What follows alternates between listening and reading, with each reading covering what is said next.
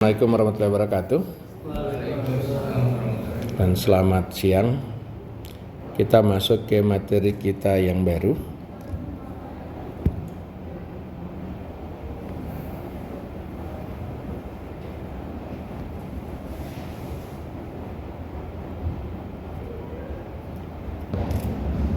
Ini sebelumnya kita sudah belajar sifat penampang yang kita sudah pelajari adalah ini sifat penampang. Yang pertama yang kita sudah pelajari ini luas sudah ya. Kemudian titik pusat penampangnya sudah. Kemudian statis momen atau modulus penampang sudah. Momen inersia sudah, baik inersia polar, inersia terhadap sumbu utamanya, kemudian prinsipal inersia kita sudah belajar. Nah, selanjutnya kita masuk ke masih sifat penampang, kita masuk ke yang namanya radius girasi atau jari-jari girasi. Jadi apa itu radius girasi? Radius girasi itu bila kita punya luasan itu pada satu ini terpusat pada satu tempat, misalnya kita punya ini,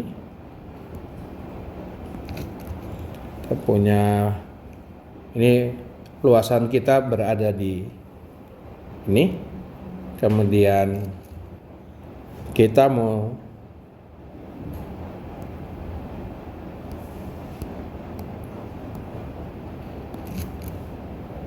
cari bahwa ini, ganti warnanya. Jadi luasnya kita terpusat di satu titik ini luasnya kita di sini, ini adalah kita punya luas terpusat di sini. Maka dia punya jarak dari ini ke sini, punya jarak ini. Jarak ini kita sebut R. Maka dia akan memberikan momen inersia yang sama besar.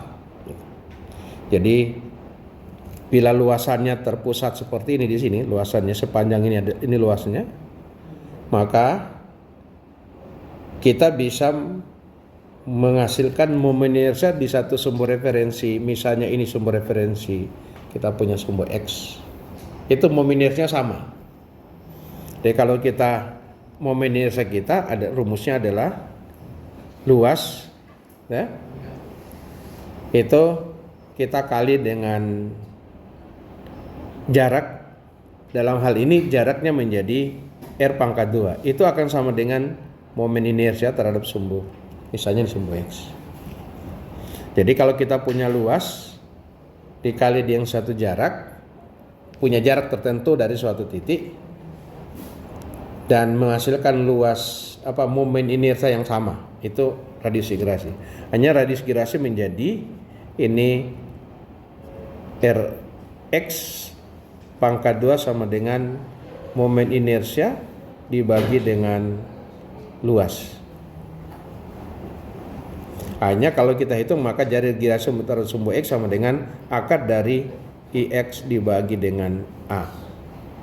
Analogi yang sama, maka begitu juga terhadap sumbu Y sama dengan akar daripada momen inersia terhadap sumbu Y dibagi dengan A. Itulah jari-jari girasi.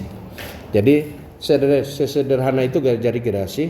Jadi jari-jari girasi itu definisinya bila kita punya luasan berada pada satu garis tertentu dan kita hitung, dia akan memiliki momen inersia yang sama di sepanjang titik itu. punya momen inersia yang sama. Itulah kita punya jari-jari gerasi. Apa manfaat kita tahu jari-jari gerasi? Nanti jari-jari gerasi ini hubungannya dengan kita punya angka kelangsingan. Jadi hubungannya nanti kita tentang kelangsingan,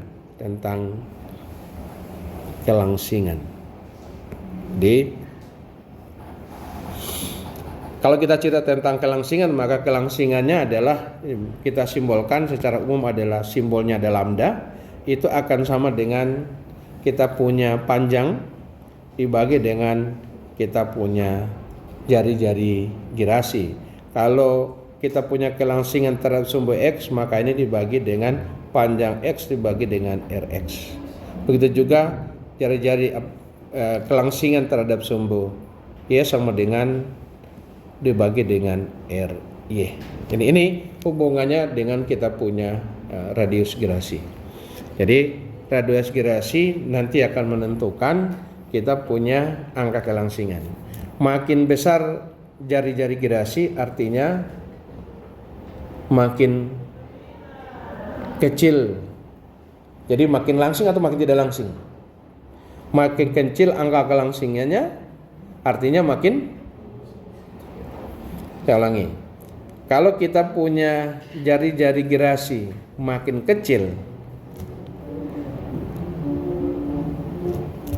artinya bahwa kita punya kelangsingan makin besar. Kalau kita punya kelangsingan makin besar, artinya apa? Saya ulangi.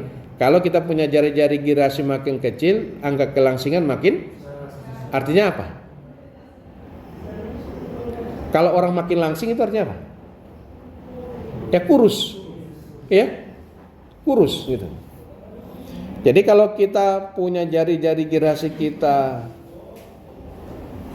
besar, maka berarti kita cukup gemuk, ya. Maka angka kelangsingan kecil. Kapan kita punya jari-jari gerasi besar? Ketika kita punya momen inersia besar. Ya, kalau kita punya momen inersia kita besar, maka jari-jari gerasi akan besar. Nah, ilustrasinya bahwa kalau misalnya kita punya kolom, misalnya kita punya kolom ini, kolom kita misalnya saya gambarkan ini di sini kolom. Kita punya kolom misalnya saya gambar 3 dimensi, kolom kita gini. Misalnya kolom kita.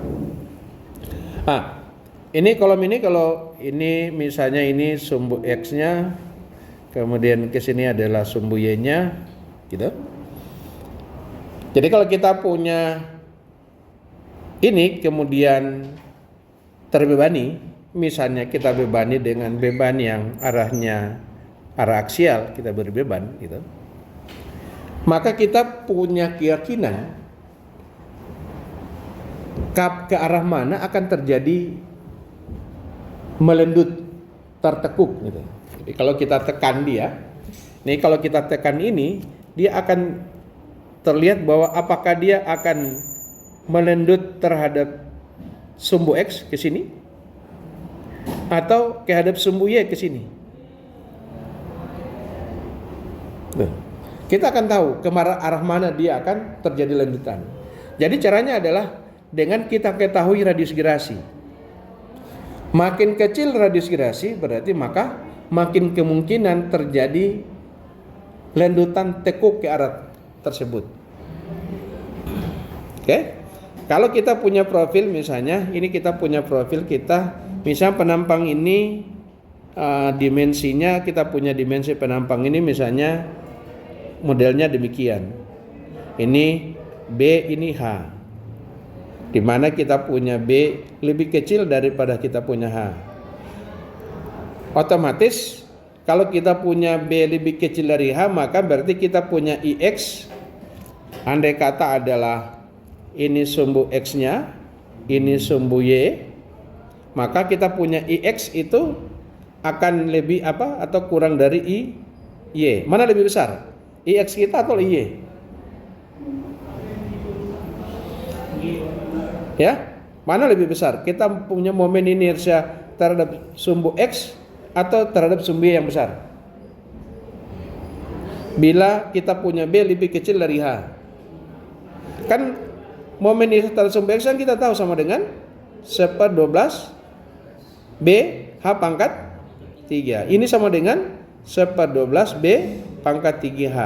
Jadi cara menghafalnya adalah kalau ini X berarti yang tegak lurus X-nya pangkat 3. Berarti yang dipangkatkan 3 adalah ini X. Kalau ini X berarti yang dipangkatkan 3 adalah yang tingginya H.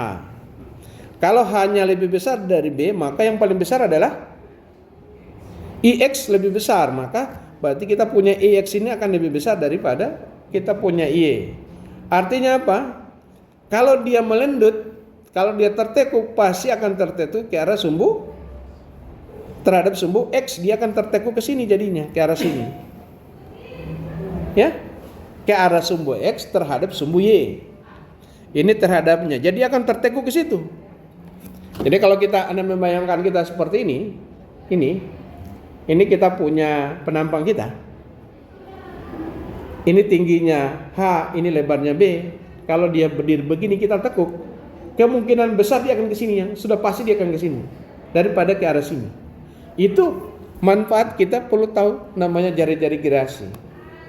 Tentu kalau kita hubungkan dengan kelengkungan,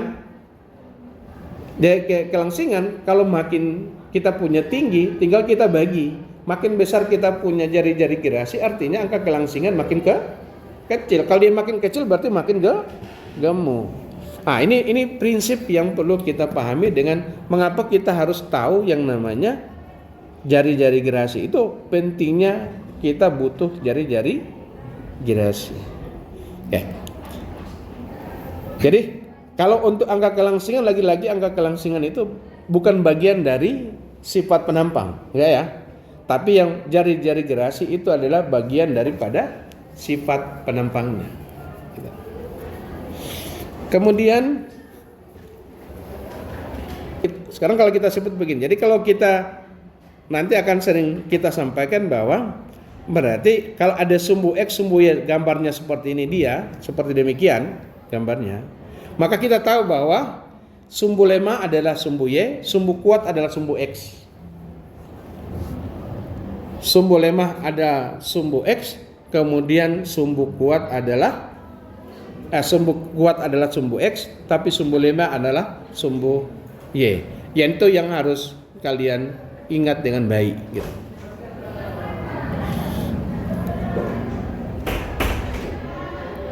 Ya. Selanjutnya bahwa Nabi ini sifat penampang kita masuk kepada sifat penampang yang terakhir kita pelajari, yakni tentang inti keren. Jadi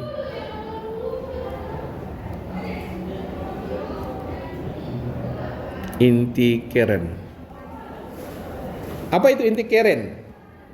Inti keren itu bila kita punya gaya bekerja pada inti kerennya, maka seluruh penampangnya mengalami tekan.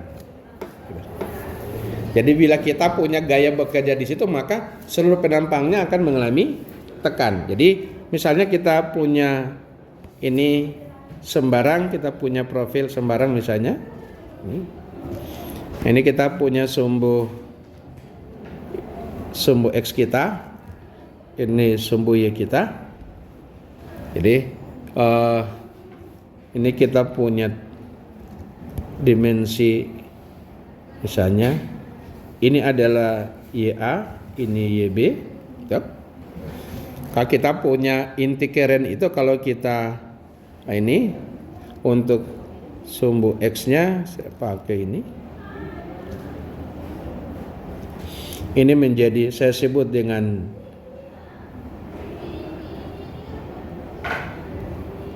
jarak ini adalah EA dan ini adalah EB. Jadi batas atas sama batas bawah ini yang kita sebut dengan ini kita punya EA kita menjadi apa namanya jadi kita punya inti keren itu. Jadi kalau sumbu ini, kalau kita kemudian saya gambarkan sumbu Y-nya misalnya ini, kemudian sumbu Ini, ini saya beri nama EYA ini.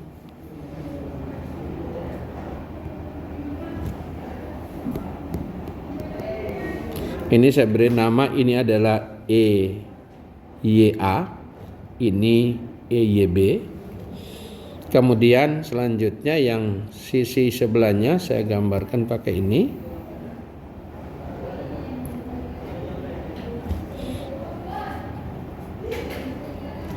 Ini adalah EXB, ini EXA. Nah, jadi kalau coba kita hubungkan titik-titik ini batas-batasannya. Kalau kita coba ini pertemukan titik-titik ini, jadi modelnya begini.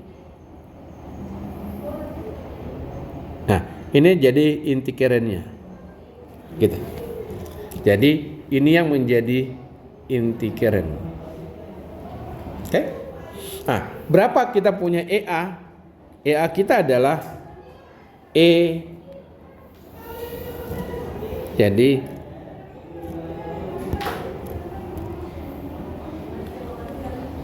EYA itu sama dengan jari-jari gerasi kita, gitu.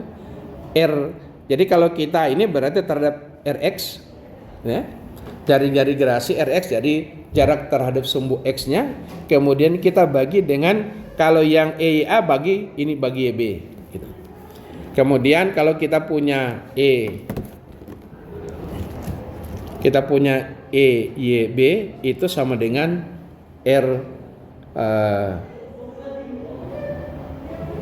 X bagi dengan A, keterbalikannya. Jadi cara melihatnya begitu, kita pakai terbaliknya, ya. Jadi EYA, jadi ini jari-jari gerasi kita. Berarti kalau kalian perhatikan yang ini. Jadi ini harusnya yang menjadi bagi, berarti ini posisi menjadi RX ini lupa, ini pangkat 2. Kemudian kalau kita punya EXA sama dengan kita punya RY pangkat 2 dibagi dengan XB. Kemudian EXB itu sama dengan ini salah ya. RX RY ini bagi, ini sudah bagi Y oke. Ini adalah RX RY pangkat 2 dibagi dengan kita punya XA. Nah, itulah kita punya rumus inti keren. Artinya apa ini?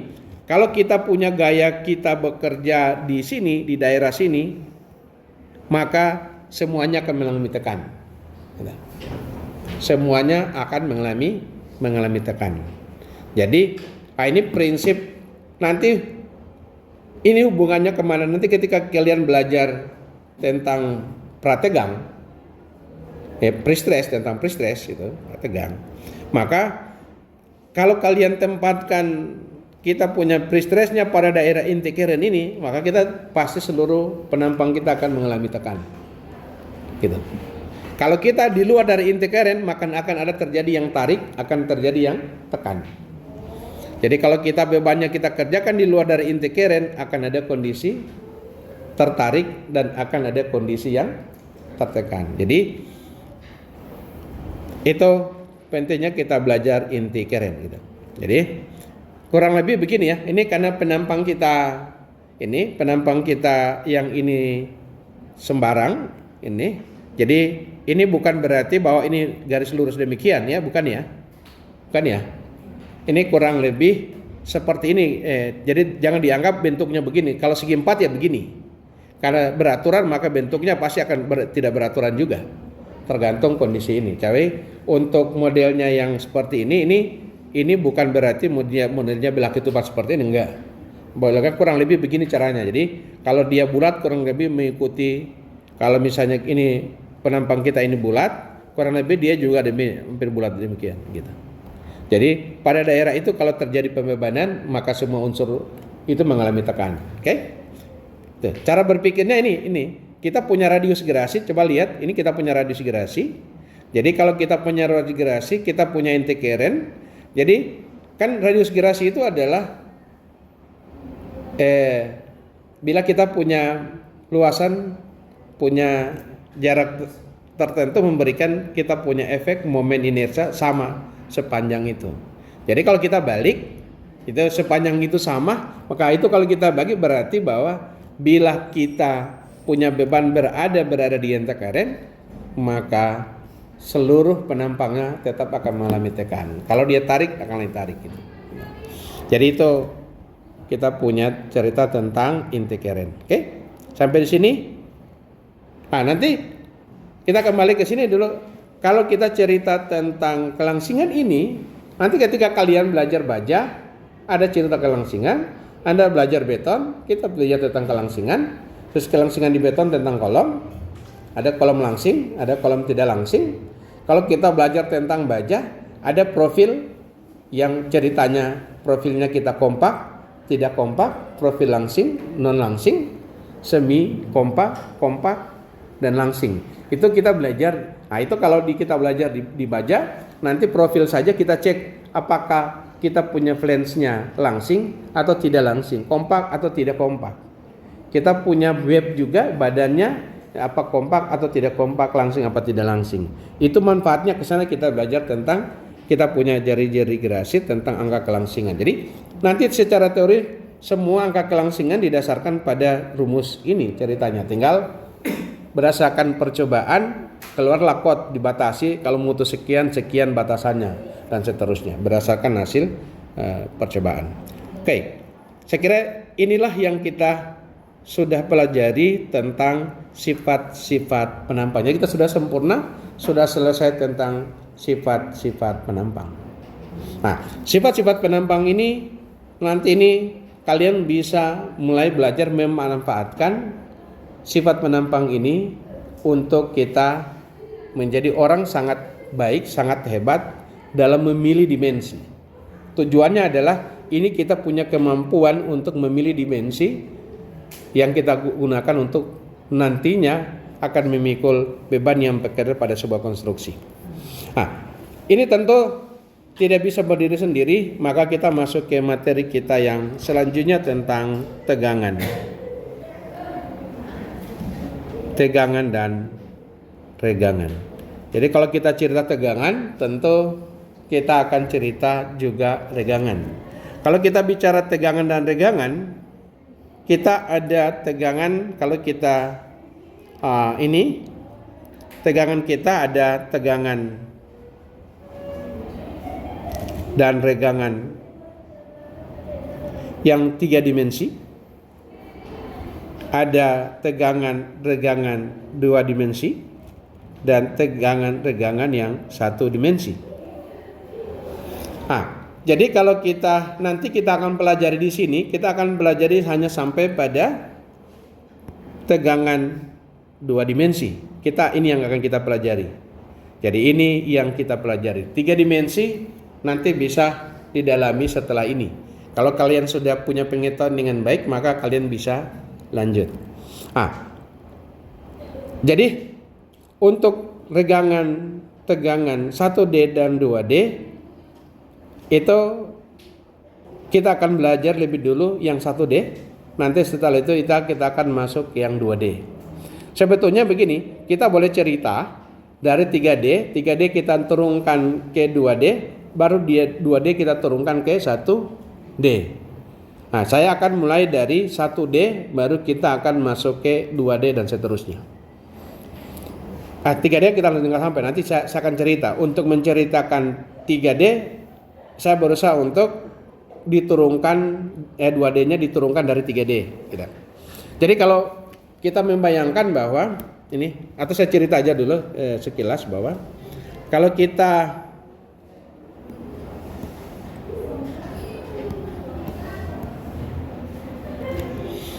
kita punya sebuah elemen misalnya yang elemen kita misalnya elemen 3 dimensi kita ambil yang cukup kecil, misalnya kita ambil cukup kecil.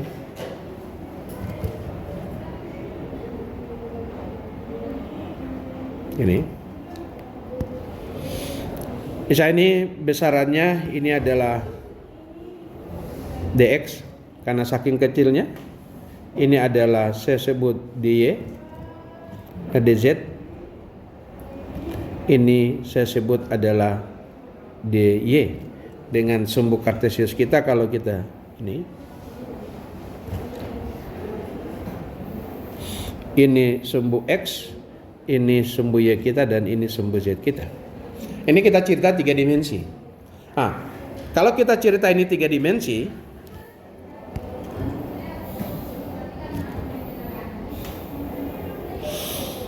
seyogyanya bahwa tidak ada satupun struktur kita yang hanya berupa bidang. Nggak ada. Pasti 3 dimensi. Pasti bentuknya 3 dimensi. Minimum bentuknya 3 dimensi. Kemudian kapan kita bisa menganalisis ini menjadi oke, kita analisis 2 dimensi? Boleh tidak? Boleh. Jadi ketika kita mengambil bagian-bagiannya, kita boleh mengambil bagian ini, kita boleh mengambil bagian ini, kita boleh mengambil bagian ini, dan keseluruhan bagian ini kita boleh ambil. Atau boleh kita ambil, kita potong di dalam. Kita potong di dalam. Kita ambil sisi diagonal di dalamnya, kita ambil. Kita ambil sisi diagonal di dalamnya. Boleh kita lakukan. Jadi sesungguhnya boleh kita idealisasi dari 3D ke 2D. Kapan kita bisa lakukan dari 3D ke 2D? Sepanjang arah satunya kita anggap tidak akan pengaruh besar. Misalnya contoh begini. Kalau kita punya, ini misalnya kita punya balok kita. Ini kita punya balok. Karena balok kita misalnya contoh seperti ini, maka ketika unsur gaya yang bekerja hanya, kayak saya gambar di sini.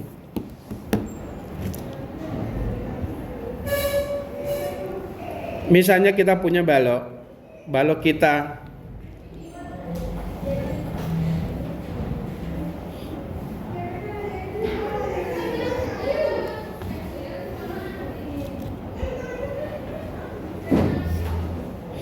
ini balok kita punya 3 dimensi. Misalnya ini ada perletakan kita. Ini perletakan kita misalnya di sini.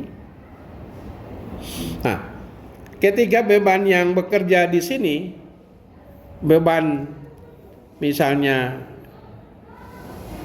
sembarang beban yang bekerja di sini, ternyata kalau kita lihat ini bisa kondisinya dari bentuk yang 3 dimensi, kita bisa masuk idealisasi ke bentuk 2 dimensi. Sepanjang bahwa beban yang bekerja pada elemen kita ini, efek terhadap dimensi yang lain tidak berfungsi, tidak terlalu. Jadi kalau ini saya bikin ini sumbu X-nya ke sini, ini sumbu Y, dan ke sini sumbu Z. Sedangkan arah beban luar kita ke arah bidang, arah beban kita ke arah bidang XY. Tentu kalau kita desain ini dengan baik, harapannya ini pasti lendutannya ke bidang, dia akan melendut ke bidang XY gitu. Dia tidak akan terjadi lendutan ke sisi XZ. Artinya apa?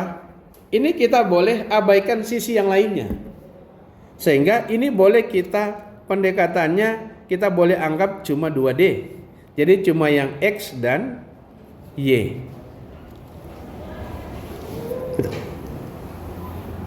Tapi lagi-lagi sepanjang ini kita analisis ini namanya idealisasi. Namanya idealisasi, ada beberapa hal yang kita abaikan, sepanjang itu boleh kita abaikan gitu. Kemudian jadinya dari sini kita idealisasi menjadi posisinya tinggal 2D. Kita idealisasi tinggal 2D demikian. Jadi ini sumbu X kita, ini sumbu Y. Hanya tinggal demikian.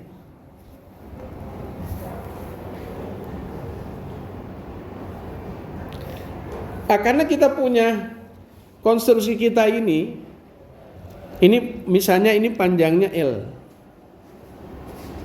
Ini ada dimensi tingginya misalnya H. Karena L kita ini cukup lebih besar daripada kita punya H. Lebih besar dari kita punya H. Maka berarti unsur ini boleh kita idealisasi lagi. Dari sana kita turun, dari sini kita turun ke sini. Ini kita turun dari 3D kita turun ke 2, dari sini kita bisa turun menjadi 1D. Hanya tinggal kita bisa gambarkan seperti ini. Tinggal 1D. Ketika dari 3D menjadi 2D, unsur yang kita libatkan di mana dimensi kita yang arah ini, arah Z, dimensi arah Z kita, ini kita punya dimensi arah Z, misalnya kita punya DZ, ini kita reduksi menjadi tinggal, jadi posisi seakan-akan seperti kita punya ini menjadi sama dengan satu satuan. Jadi kita abaikan ke sisi yang lain karena dominannya ke arah sini. Kemudian dari sini kita idealisasi ke menjadi 1D. Unsur penampangnya, jadi disinilah masuk unsur penampang. Jadi ini punya panjangnya L, ini punya panjangnya, ini punya panjangnya ini adalah L, ya. Punya dimensi penampang. Ada dimensi penampang ini yang kita sebut dengan dimensinya kita A. Ya, kalau kita potong dimensi kita ini barang ini kita potong, maka dia punya dimensi dari ini demikian. Misalnya ini B, ini tingginya H. Jadi unsur yang atas sana ini adalah kita punya ini B, ini kita punya H. Akhirnya dari 3D sesungguhnya sana kita boleh bikin jadi dua ini, kita boleh rubah menjadi tinggal berupa 1D, hanya berupa garis. Di mana unsur dimensi yang lain yang tidak ada, tentu unsur ini yang tidak ada. Yang tidak ada itu adalah unsur dimensi penampang ini. Penampang itu yang kita pakai. Sehingga itu yang kita belajar tentang, pentingnya kita belajar tentang sifat-sifat penampang. Nah, inilah penampang yang nanti menyebabkan analisis kita dianggap cuma 1D, itu secara batasan tertentu ini masih konservatif. Ini masih konservatif karena posisi sepanjang persyaratan tadi kita penuhi. Kalau andai kata kita punya di sini, kita punya L kita, ini kita punya L tidak jauh lebih besar dari H, maka tidak boleh kita jadikan ke sini. Kita tidak boleh menjadikan ke sini, tidak boleh sama sekali. Begitu juga yang sana. Andai kata kita punya dimensi H, yang ini kapan dia ke sini? Oh, ini saya lupa tulis ini. Saya tulis sini. Kapan dia bisa ke sini? Ini ketika syaratnya bisa ke sini, ketika kita punya dimensi kita punya H jauh lebih kecil dari kita punya L. Dan kapan kita yang sana bisa kita ke sini ketika kita punya unsur B kita lebih kecil daripada unsur H. Nah, ketika kita punya B lebih kecil dari kita punya H, maka kita boleh jadi bidang. Tapi ketika kita punya tinggi, posisinya lebih kecil daripada kita punya panjang L, maka kita boleh demikian. Sehingga kita punya analisis itu balok-balok kita. Ada namanya balok tinggi kita tidak bisa menghitung dengan mudah seperti garis 1D, tidak boleh. Jadi nanti akan ada batasan-batasannya. Nah, ini ilustrasi sementara untuk kalian memahami bahwa apa alasannya sehingga kita bisa analisis sebagai 1D. Sehingga kalau kalian perhatikan bahwa kalian belajar analisa struktur, statis tertentu sampai statis tertentu yang kalian pelajari semua dianggap berupa 1D elemennya, tidak dianggap 3D. Unsur yang mewakili 3D-nya adalah unsur A, unsur A-nya. Nanti di dalamnya tentu ada hubungannya dengan kita punya I, ada kita punya A, ada kita punya I. Tentu kita punya A, kita punya I. Bahkan kalau unsur materialnya kita punya E. Gitu. Jadi kita punya E, kita punya I, kita punya A. Gitu. Oke? Nah, itu yang mendasari mengapa kita boleh analisis sebagai 1D. Catatannya tadi seperti itu. Catatannya adalah jika kita punya dimensi, kita punya B dan H itu jauh lebih kecil daripada kita punya L, maka berarti barang itu kita bisa anggap sebagai adialisasi menjadi 1D. Karena unsur yang lain tidak dominan, Jadi unsur panjang yang paling dominan, sehingga ini menjadi demikian. Oke? Nah, dari situ kita masuk ke mulai dengan cerita tegangan, regangan 1D. Nah, untuk 1D ini kita kenal bahwa waktu kita belajar di analisa struktur, misalnya kita punya struktur simple beam seperti ini, ada beban sembarang, beban bekerja.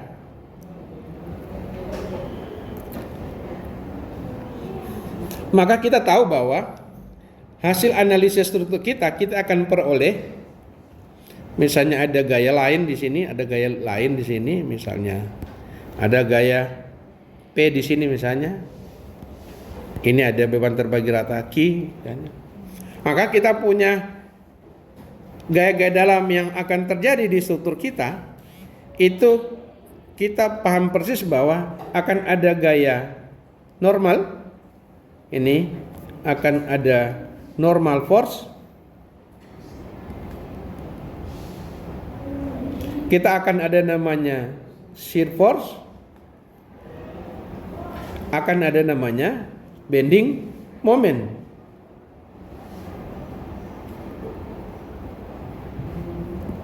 Jadi ini 3 yang kita pelajari. Satunya ada torsi, tapi torsi nggak kita bahas. Jadi kita punya unsur 3 ini. Kita punya tegangan, kita punya normal force, kita punya gaya normal, kita punya gaya geser, kita punya momen. Nah, kalau kita cerita kita punya gaya normal, kita punya shear force, kita punya bending moment, maka ini akan ada hubungan dengan tegangan. Nanti kita akan muncul keluaran dari sini, ini akan ada, kalau kita bilang normal force, itu kita punya normal force akan menghasilkan namanya, kita butuh namanya tegangan dan termasuk regangan.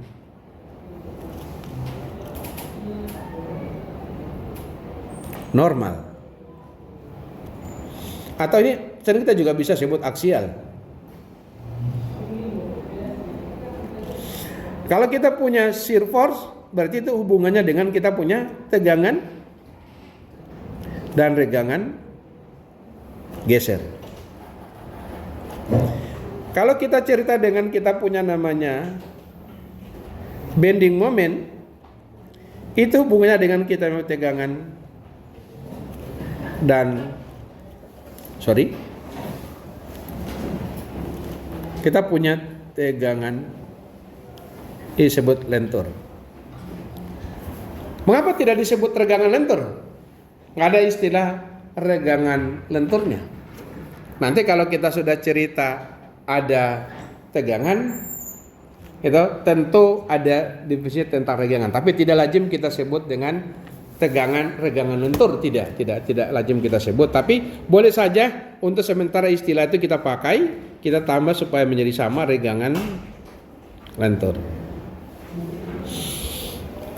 Jadi apa artinya ini hubungannya? Jadi kita punya, nanti kalau kita, apa manfaatnya kita dapat gaya normal? Tujuannya supaya kita tahu tegangannya yang terjadi berapa.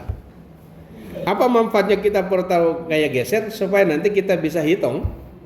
Jadi gaya geser, gaya normal, momen itu adalah respons struktur akibat beban yang bekerja, atau yang kita sebut dengan analisa struktur. Tapi kemudian kalau kita mau cerita kita ingin mendesain, prinsipnya adalah beban yang bekerja pada struktur struktur itu punya kemampuan memikul beban yang nanti bekerja. Nah, kalau kita cerita tentang struktur itu sendiri, tentu hubungannya dengan namanya material. Jadi kalau kita cerita tentang kita punya elemen struktur,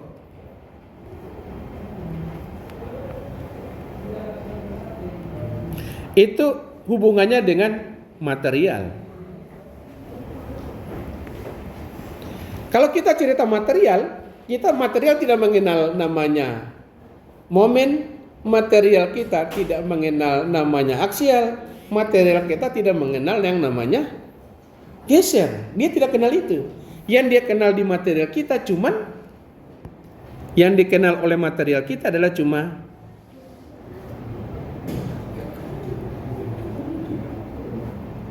tegangan dan regangan.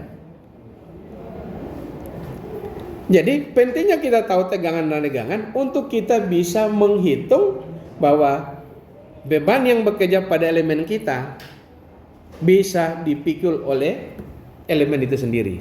Elemen itu aman.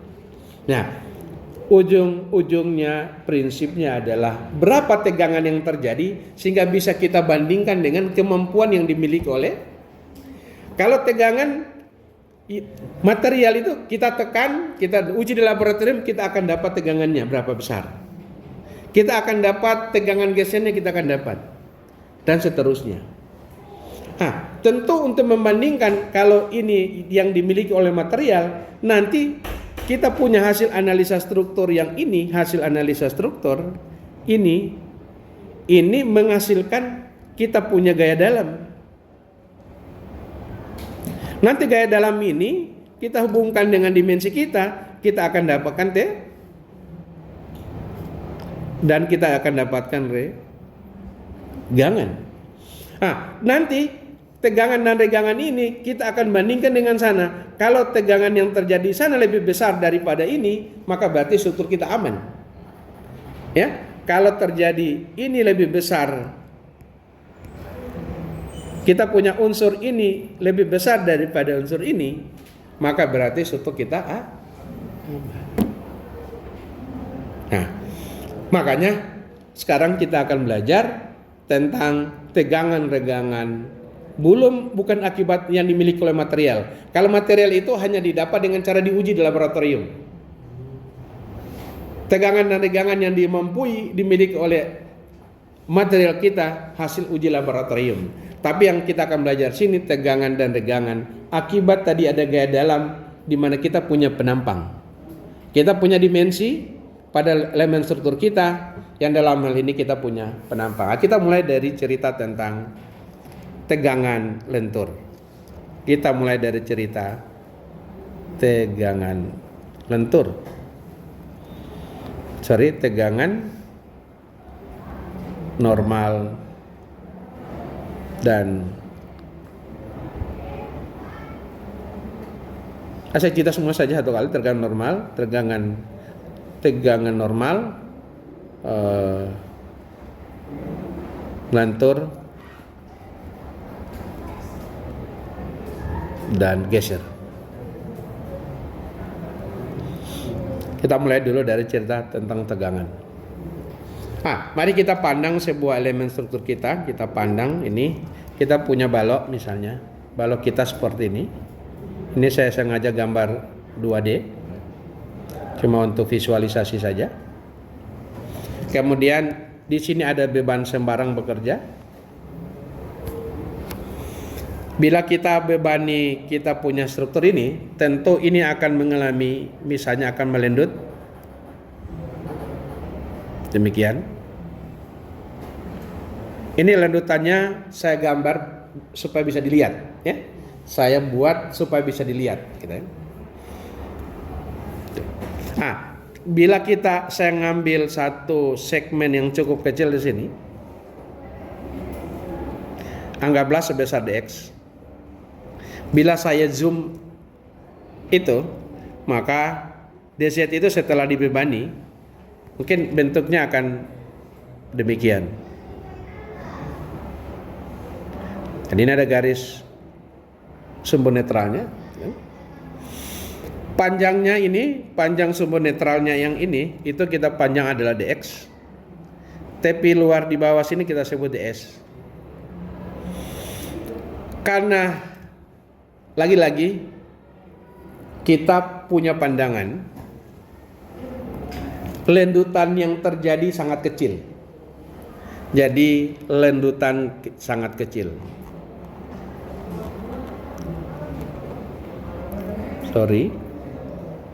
Sangat kecil.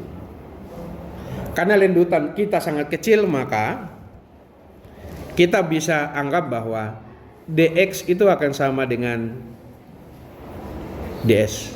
Jadi panjangnya hampir sama. Nah, sekarang kita lihat elemen ini kita ambil, misalnya dia punya penampangnya tidak berantakan ya, sembarang penampang. Saya coba gambar misalnya penampangnya gini. Ini punya sumbu netralnya, center line-nya di sini.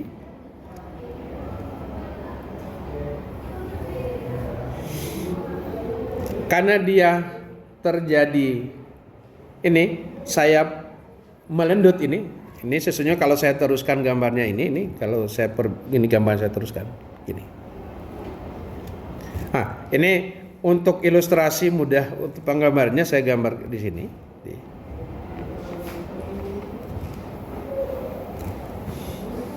Sisi ini saya perbesar supaya bisa digambar dan kelihatan ada berbeda.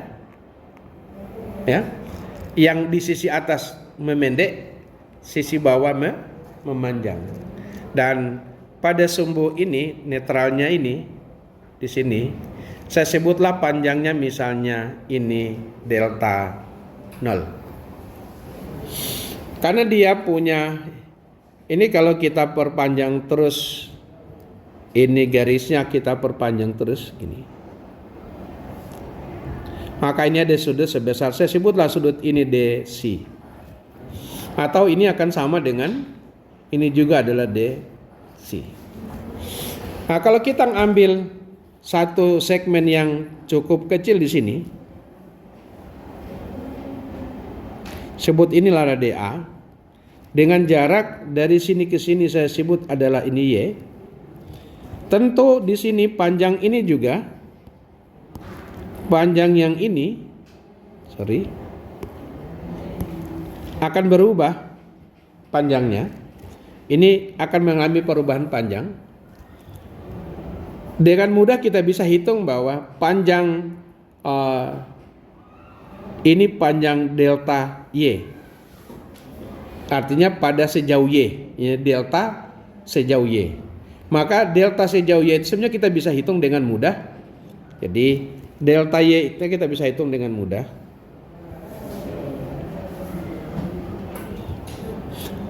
Delta Y kita akan sama dengan panjang mula-mula itu delta 0. Kita kurangi dengan panjang ini. Kita kurangi dengan panjang yang ini. Saya pakai warna hijau. Kita kurangi dengan panjang itu. Panjang itu kita tahu karena ini tingginya ini adalah Y. Maka kita bisa sudutnya ada delta C, bukan delta ini. Ini delta C.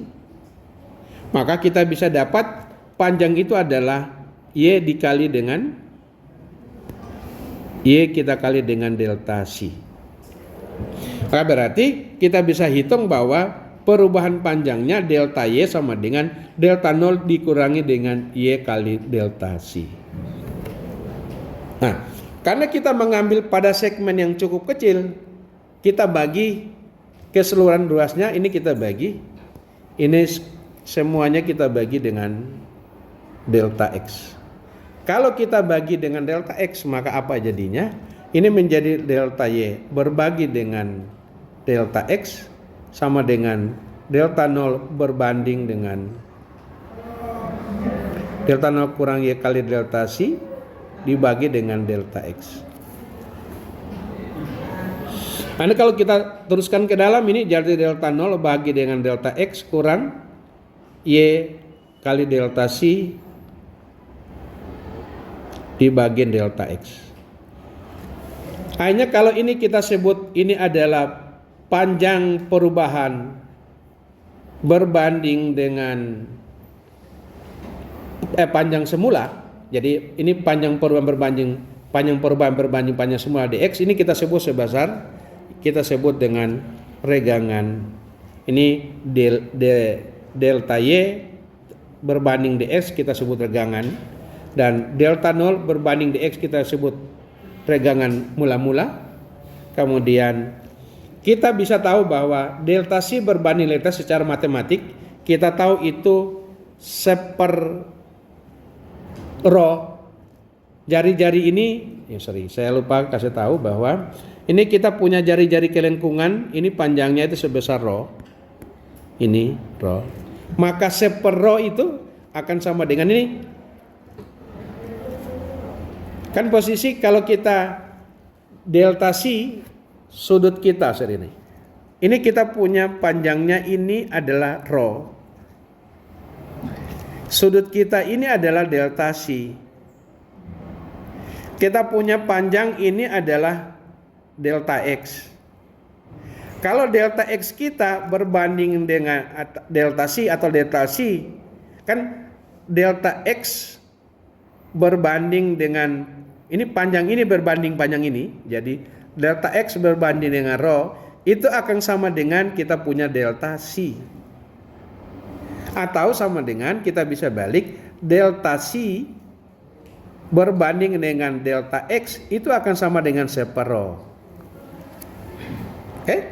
Nah, jadi kalau ini kita perpanjang jadinya demikian, maka kita punya delta C yang sana kita bisa tulis ini, kita punya delta C akan sama dengan kita punya delta X berbanding panjang jari-jari kelengkungannya beta rho.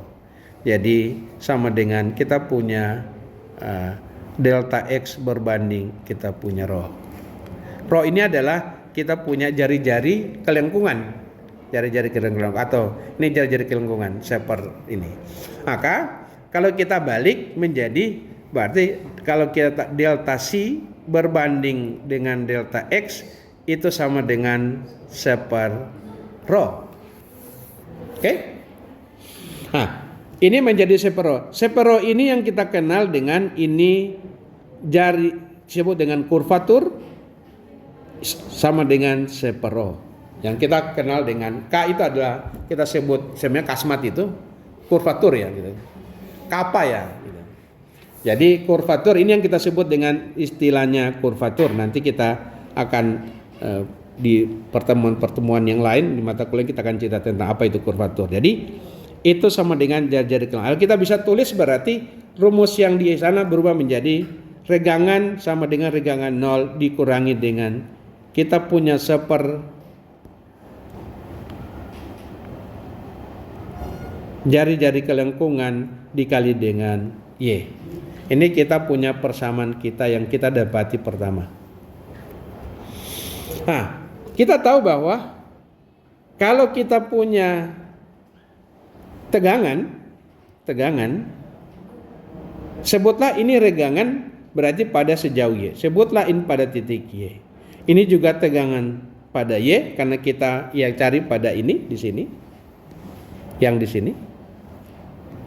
Nah, maka tegangan itu akan sama saja dengan kita punya regangan dikali dengan modulus elastisitas. Nah, kalau kita kalikan modulus elastisitas ini menjadi E0 kurang seper rho dikali Y dikali dengan kita punya E. Maka kita akan peroleh E0 dikali E dikurang seper rho dikali E dikali Y. Itu kita punya tegangan Y atau sama regangan E dikali modulus elastisitas.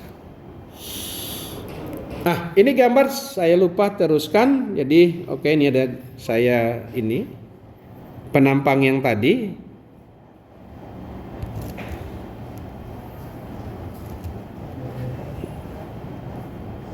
Ini kita potong, potongan kita yang ini di sini kita potong, ini potong gini. Jadi ini kita gambar yang ini potongannya. Jadi di potongan ini sumbu netralnya di sini.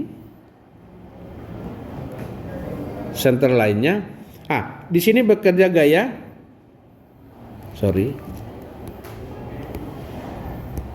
bekerja gaya normal dan bekerja kita punya momen. Ya, momennya misalnya putar kiri karena ini melendut ke bawah, ya. Nanti ke bawah ini momennya putar kiri. Maka berarti dari tegangan ini kita bisa dapatkan, kita tahu bahwa gaya N ini, jadi N itu akan sama dengan kita punya tegangan itu kita kali dengan luas. Karena luas kita ini cukup kecil, nanti kita akan integral, maka ini sebutlah kali dengan delta A. Oke? Jadi tentu ini menjadi delta N. Ya. Delta N sama dengan tegangan dikali A, atau sama dengan kita punya E0 dikali E dikurangi 1 per rho dikali E dikali Y, ini dikali dengan delta A. Kalau kita integral ini kita integral menjadi N sama dengan tegangan pada titik Y sejauh Y dikali A sama dengan, ini kita kalikan ke dalam integral E0 E dA kurang integral 1 per rho E kali Y kali dA. Kalau ini kita integral menjadi E0 dikali E, integral dA menjadi A. Ini konstanta, kita kasih keluar 1 per rho, kita kasih keluar E, integral Y dA.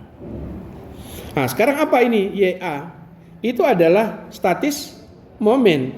Jadi E0 EA dikurang 1 per rho dikali E.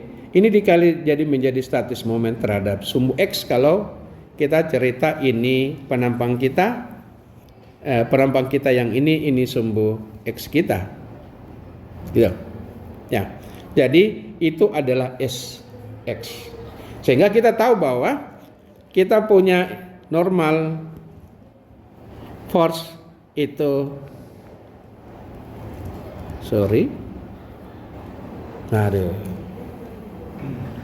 ya. Ini maaf saya tidak tadi tempat saya ini pause tidak terekam ini. Jadi itulah rumus tegangan kita. Rumus tegangan kita peroleh rumus tegangan normal N bagi A, dan rumus tegangan lentur adalah momen dikali Y dibagi X.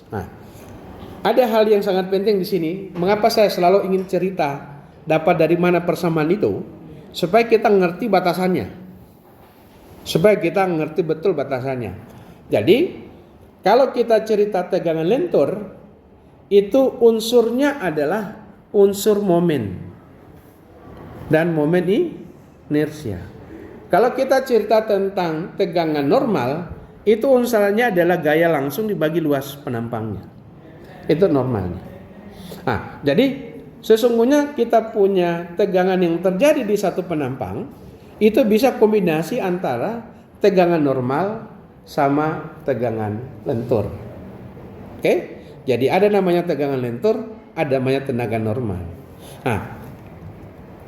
Kalau kalian ingat dengan baik, ini juga yang kita bisa sebut dengan untuk tegangan normal yang ini kita bisa rubah. Kita punya momen dikali Y dibagi IX itu bisa sama dengan ini tegangan, Jadi kalau tegangan normal, jadi saya sebut tegangan normal sama dengan N dibagi dengan A, kemudian tegangan lentur sama dengan M dikali Y dibagi IX. Atau bisa kita tulis dengan momen dibagi momen lawan, di mana momen lawan kita adalah IX berbanding dengan Y. Oke? Y-nya menjadi momen lawan. Itulah kita punya cerita tentang tegangan lentur. Kita lanjut cerita kita ke tegangan geser ya. Tegangan geser akibat ini. Kita masuk tegangan geser kita. Akibat lentur ya. Tegangan geser lentur namanya. Kita masuk ke cerita dengan tegangan geser lentur. Jadi tegangan geser lentur penyebabnya karena dia melendut terjadi tegangan geser. Ada tegangan. Kalau cerita tegangan, definisi tegangan kita adalah gaya berbanding luas. Nah, jadi kalau gambar di atasnya saya ambil terjadi ada tegangan kita, saya ambil bentuk penampangnya. Nah, si sembarang tadi penampang kita misalnya gini sembarang. Sumber netralnya di sini. Sorry.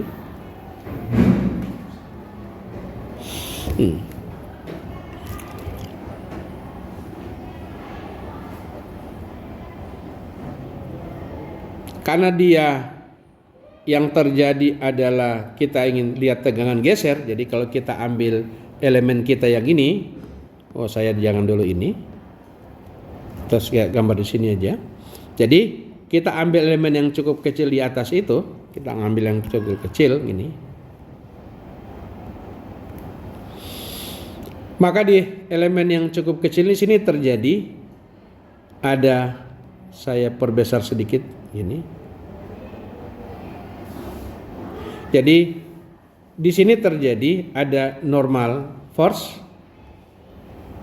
Oke. Ada momen. Oke. Maka momen yang di sebelah ini panjangnya kita adalah sejauh dx. Momen yang terjadi di sini adalah momen di sebesar momen ditambah dengan delta momen. Jadi kalau momen kita di sini, biar yang gini warnanya, saya ganti yang ini warnanya.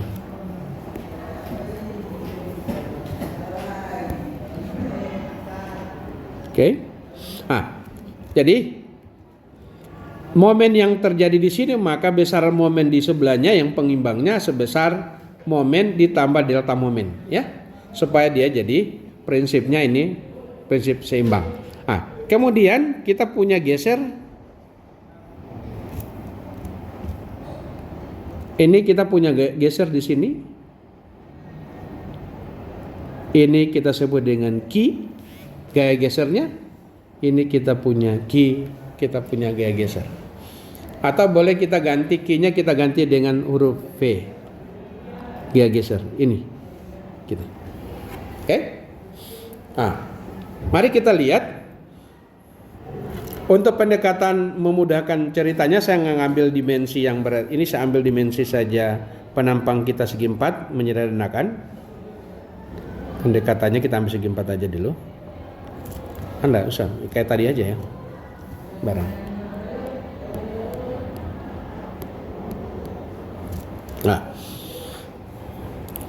Jadi kalau kita perhatikan dengan baik bahwa selagi-lagi kita untuk menentukan tegangan geser kita mengambil di sejauh Y dari sini kita ngambil ini.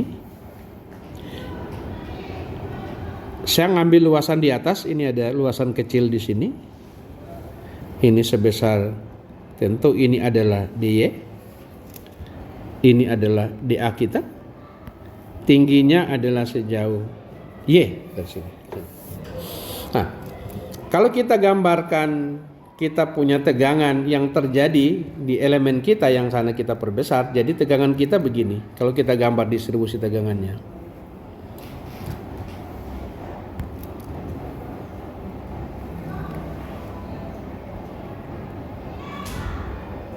Sorry, saya perbesar sedikit ya. Maka tegangan yang terjadi itu gambarnya begini tegangan kita.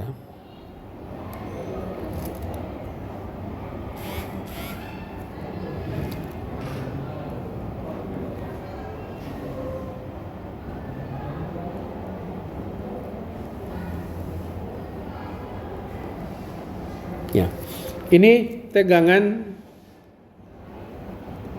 sebelah tegangan 1, ini tegangan 2.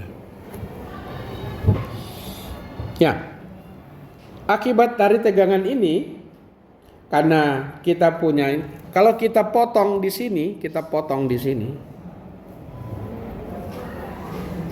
kita gambar kembali seakan-akan seperti demikian gambar kita potong ini, kita ambil yang luasan yang ini, Kita potong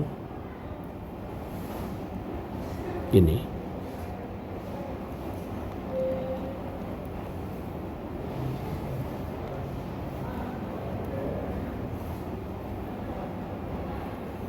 Kalau kita potong di situ, maka ini kita punya tegangan di sini.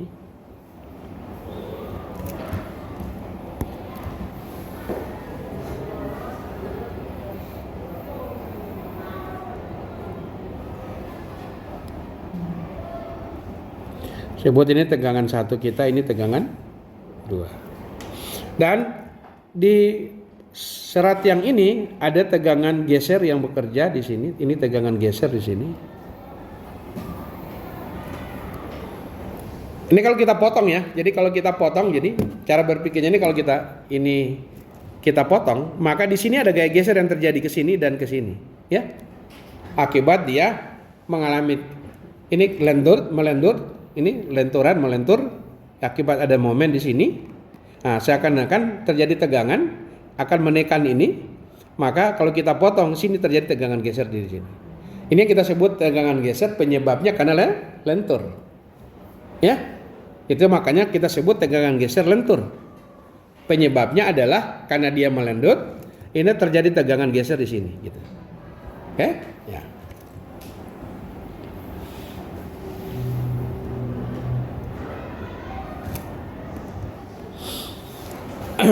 Jadi saya ulangi, kita menggunakan syarat keseimbangan gaya, maka berarti ini kita punya tegangan yang di sini, kita gali dengan luas ini, itu menjadi gaya. Begitu juga tegangan di ini, ya, kita kali dengan kita punya luasan ini, itu menjadi gaya. Sehingga kalau kita tulis jadi demikian. Nah, kalau ini kita lakukan,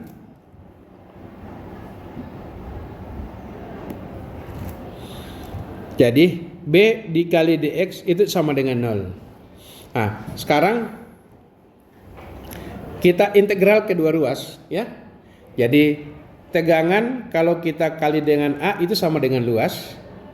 Nah, kita tahu bahwa tegangan 1 kita itu kita bisa peroleh dari tegangan 1 kita bisa, ini tegangan 1 kita sama dengan momen, ya ini momen ini dikali dengan Y dibagi dengan IX. Dan kita punya tegangan 2 sama dengan momen ditambah dengan delta momen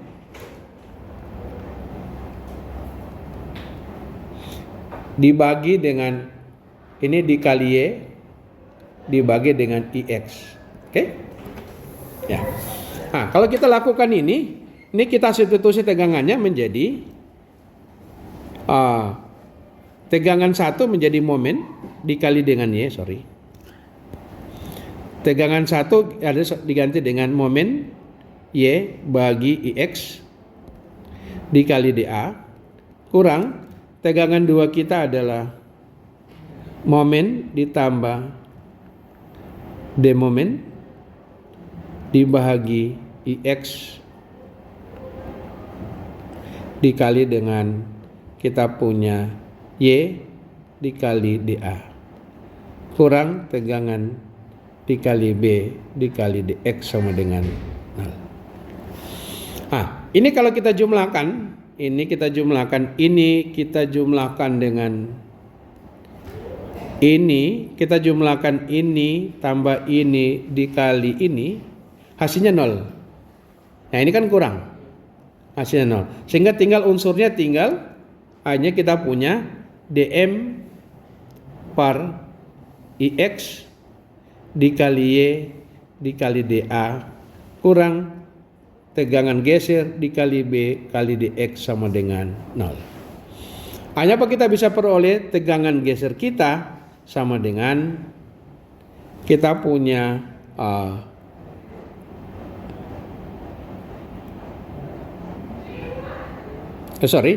ini kita selesaikan dulu. Untuk kedua ruas ini kita perlu dm berbanding dx kita lakukan integral ini. Kalau kita integral, ya, kita integral kedua ruas. Atau di belakangnya kita integral, langsung integral. Kita belakang aja integral.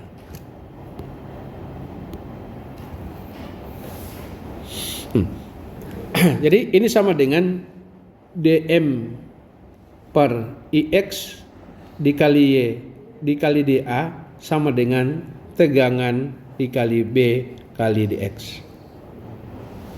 Nah, sekarang kalau kita lakukan ini, kita cari, jadi tegangan kita itu akan sama dengan, jadi kita punya dm per dm per ix dikali y dikali dA, ini kita bagi dengan b dikali dx. Nah, kalau coba kita kumpulkan ini, tegangan kita sama dengan, jadi dm saya sendirikan bagi dengan dx, ya, kemudian dikali dengan seper ix dikali y dA. Nah, kalau ini kita integral, hasilnya ini kita integral, dm per dx itu kalau nanti turunan pertama dari momen sama dengan gaya geser, ya, maka turunan pertama, jadi kalau ini kita integral, maka berarti kita tinggal dm per dx kurang seper ix integral y dA. Karena yang kita integral terhadap dA-nya, terhadap luasnya, maka kita tahu bahwa kita punya dm berbanding dx itu turunan pertama momen itu sama dengan gaya geser, ya, gaya geser fx gitu. Maka kita bisa tulis berarti tegangan sama dengan, ini kita ganti dengan tegangan geser dikali seper ix, dan integral y dA adalah statis momen. Maka kita bisa tulis bahwa tegangan sama dengan gaya geser dikali sx, ini ada bagi, ini ada b, ya, di bagian ini ada b, dx ada b, ya. Jadi ini mengandung b, jadi berbanding b i x. Nah, ini yang kita sebut dengan tegangan, saya tambah tulisan menjadi lentur. Inilah rumus dari tegangan lentur. Nah, jadi kita sudah dapat rumus, kita punya rumus. Rumus kita adalah tegangan normal. Kita sudah punya tegangan normal. Rumus kita adalah, nah, kita resume saja. Jadi sebagai resumenya,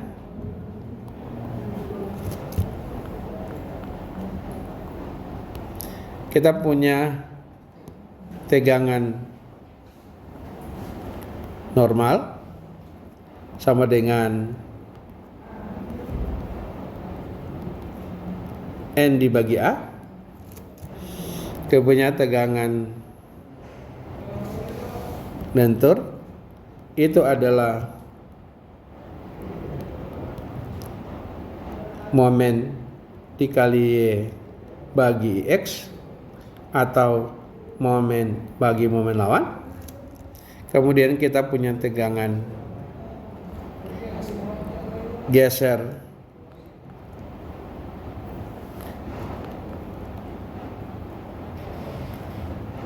lentur, tau lentur adalah gaya geser dikali statis momen dibagi B dikali IX.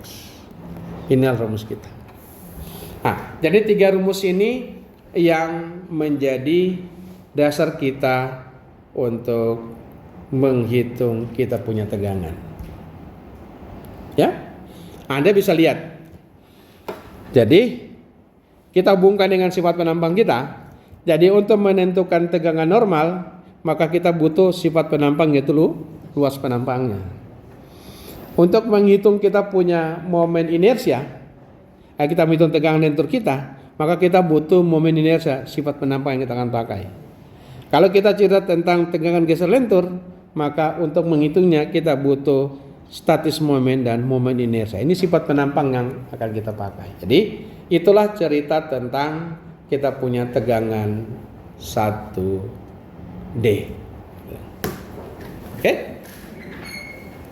Nah, kita juga sudah cerita tadi, kita secara tidak langsung kita sudah bicara tentang regangan, ya. Jadi kita sudah bicara secara tidak langsung, kita sudah bicara juga tentang yang namanya regangan. Di mana kita punya regangan sama dengan panjang mula-mula, panjang perubahan berbanding panjang mula-mula. Gitu. Ini kita sudah panjang perubahan berbanding panjang mula-mula. Itu kita punya regangan. Oke? Nah, kalau kita cerita kita punya tegangan, tentunya tegangan normal, maka ada namanya, kalau dia mengalami tekan, maka kita simbolkan dengan tanda negatif. Kalau dia tarik, kita simbolkan dengan tanda positif. Jadi ini ada negatif dan positif. Begitu juga kita punya momen, karena kita punya YA, berarti apa artinya ini? Nanti kita akan gambarkan apa itu kita punya tegangan normal, sehingga kita bisa tahu gimana itu kita punya tegangan normal. Kita contoh ya. Jadi ini juga akan ada plus minusnya, kecuali gesernya kita tidak ada plus minusnya. Oke, kalau tegangan lentur kita ada plus minus. Oke, mari kita lihat. Kita contoh ya. Contoh.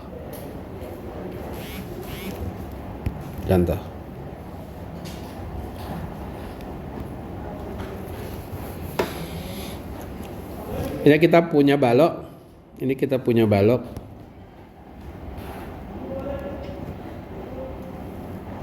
Ini ada momen bekerja di sini. Momen bekerja di balok kita. Ada beban maksudnya. Misalnya Q kita adalah 40 kilonewton per meter. Kemudian kita punya panjang bentang misalnya ini adalah 8 meter. Kita punya bentuk penampangnya, saya bikin misalnya penampangnya adalah persegi, misalnya penampangnya persegi.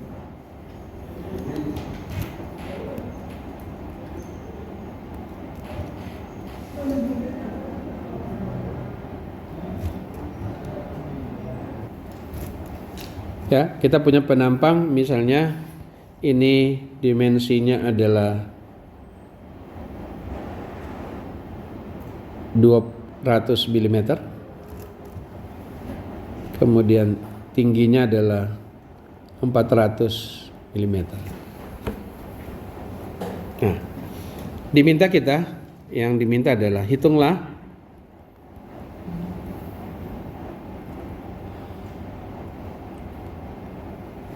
tegangan. Saya tambah satu beban lagi dulu.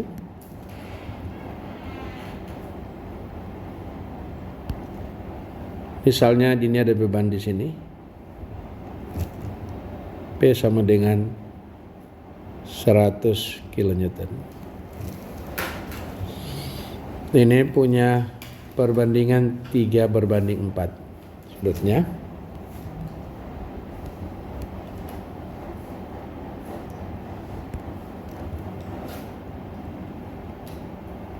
Oke.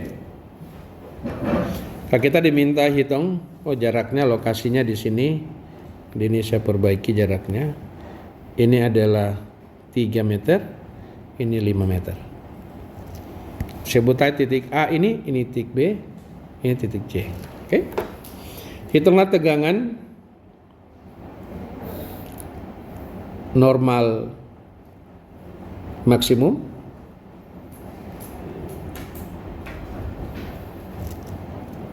Tegangan geser maksimum,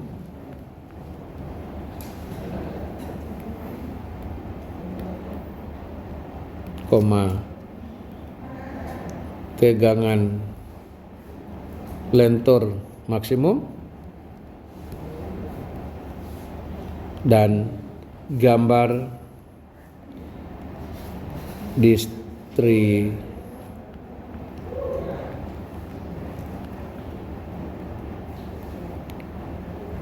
tegangan. Oke. Jadi kita diminta hitung tegangan normal maksimum, tegangan geser maksimum, tegangan lentur maksimum, dan gambar distribusi tegangannya. Oke. Penyelesaian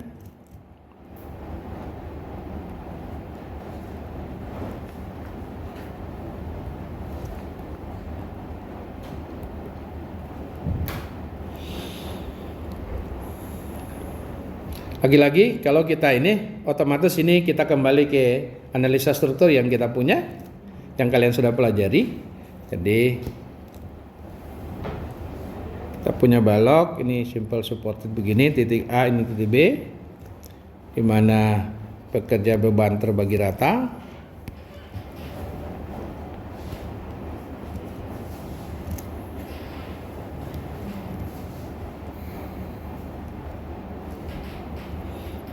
Copy saja.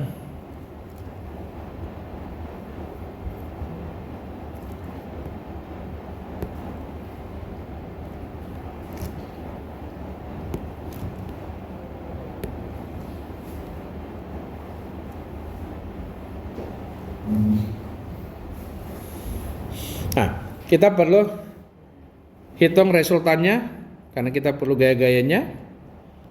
Kita perlu menghitung resultan gaya.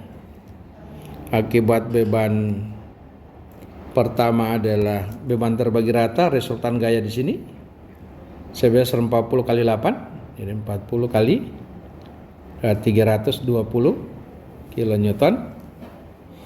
Kita perlu uraikan ini gayanya. Ini kita perlu uraikan menjadi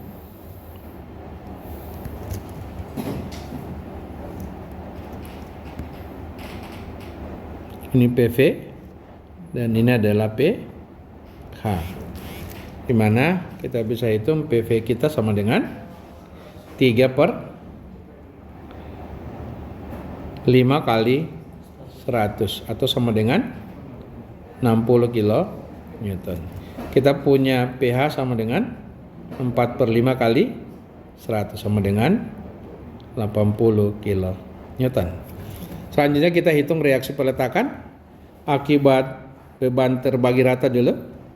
Jadi karena ke bawah ini ke atas, di tengah bentang cukup bagi 2, dapat 160 kN. Ini 320 bagi 2, dapat 160 kN. Ini juga 160 kN. Kemudian akhir beban PV juga ini ke atas sama dengan PV adalah 60, kita kali 5 bagi 8, ini dapat berapa?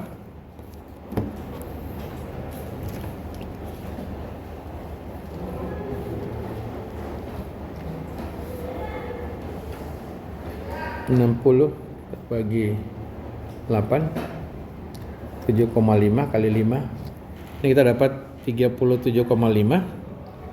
Kemudian ini 60 kali 3 kita bagi 8, dapat 22,5 kilo Newton. Jadi kita jumlah, ini kita jumlah menjadi gayanya kita peroleh akhirnya adalah 60 tambah ini jadi 197,5 kilo Newton. Ini menjadi 160 menjadi 182,5 kilo Newton. Kemudian kita anak gaya horizontal di sini kita bisa dapat ini gaya di sini adalah sebesar PH ini 80 kilo Newton. Nah, kalau sudah begini baru kita langkah selanjutnya kita tetap perlu gambar bidang momennya, kita perlu gambar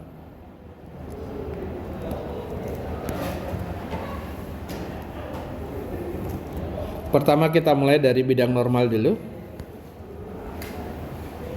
Ya. Bidang normal hanya ada sebatas ini dari A sampai C. Jadi kita gambar bidang normalnya ini. Tekan min sebesar 80 kilo Newton. Kemudian ini kita punya normal force diagram. Lanjut dengan kita punya shear force diagram. Shear force diagram. Tadi ada 37 nih. Oke, saya ganti warnanya.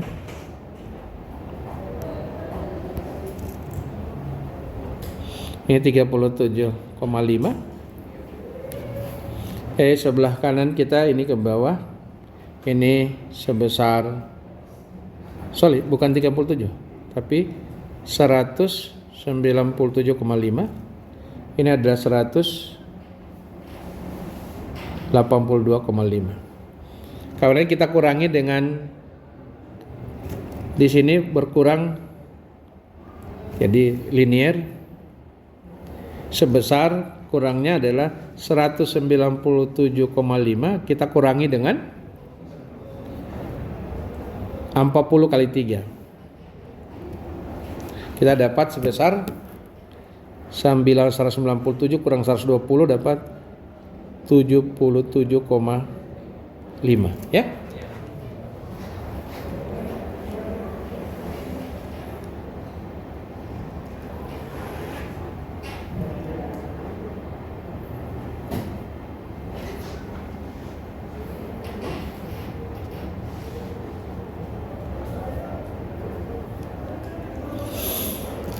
Kemudian kita kurangi beban PV. PV berapa? 60. Kalau kita kurangi 60 tinggal kecil di sini. Nah, jadi gambarnya begini. Ya. Ini positif, yang kecil di sini ini sama dengan 77,5 kita kurang 60 dapat 17,5. Itulah gambar diagram tegangan bidang gesernya kita. Kemudian kita bending moment diagram.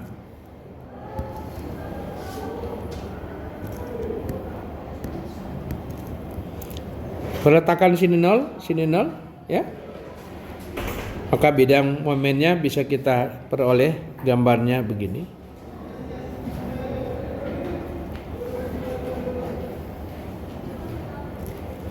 Di mana di titik C-nya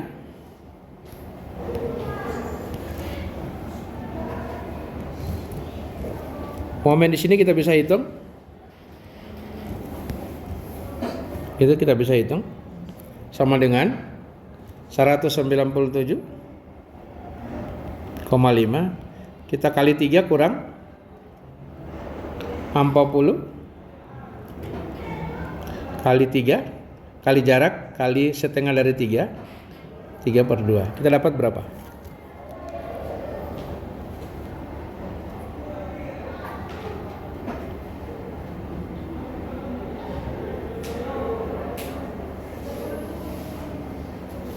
Satu 197,5 kali 3 kurang dengan 40 kali 3 kali 3 kali 1,5 1,5. Hasilnya dapat 412,5 kilo Newton meter. Tapi momen maksimum terjadi di saat gaya lintang sama dengan 0. Di sini momen maksimum.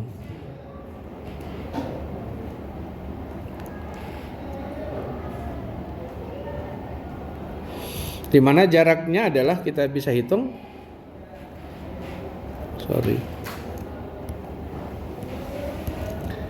Jarak ini kita bisa hitung sebesar 182,5 bahagi dengan 40. Kita punya Q 40 ya. Peroleh hasilnya adalah 182,5. kita bagi dengan 40. Dapat 4,5625 meter. Maka momen maksimum kita bisa hitung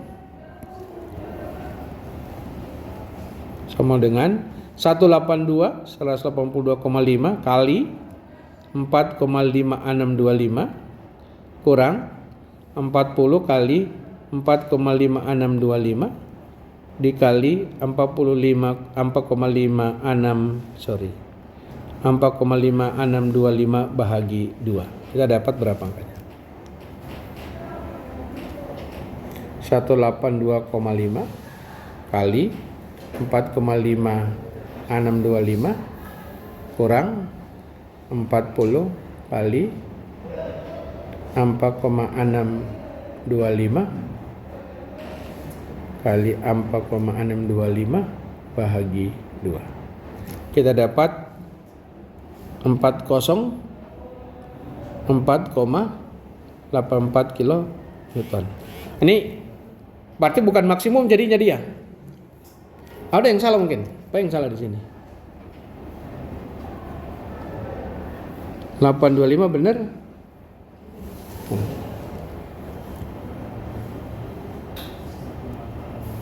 Empat puluh kali, ya udah benar.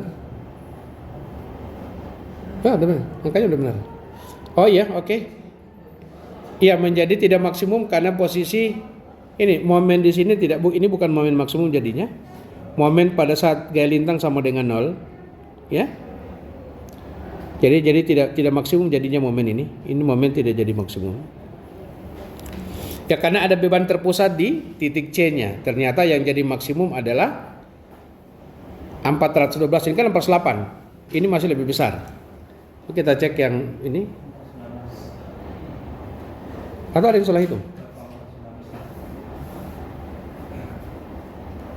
197,5 kali 3 kurang 40 kali 9 bagi 2. Ya benar ya. 411,5 ya. Jadi yang lebih besar adalah yang ini. Momen terbesar ini sebesar ini jadi momen maksimumnya.